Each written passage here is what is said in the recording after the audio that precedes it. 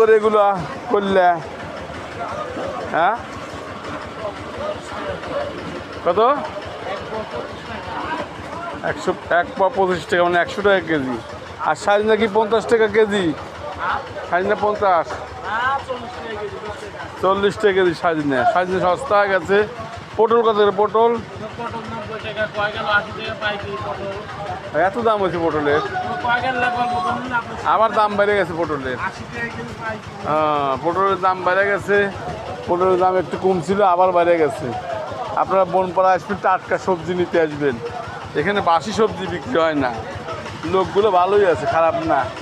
এই এগুলো কত করে? ঢেঁড়স 50 টাকা কেজি। আর লতি কত করে? একদম তো দেশি লতি। হ্যাঁ, লতি কত করে আঙ্কেল? 100 টাকা কেজি। এরকম সবজি নিতে পারে। আর কুমড়া বড়ি কি আগের ডে আছে তোমার কাছে?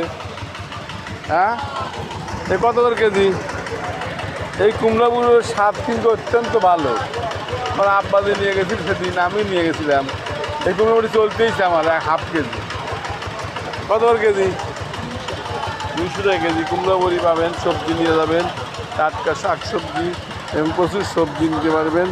বনপাড়াতে আসবেন, আসলে এখানে সবজি নিয়ে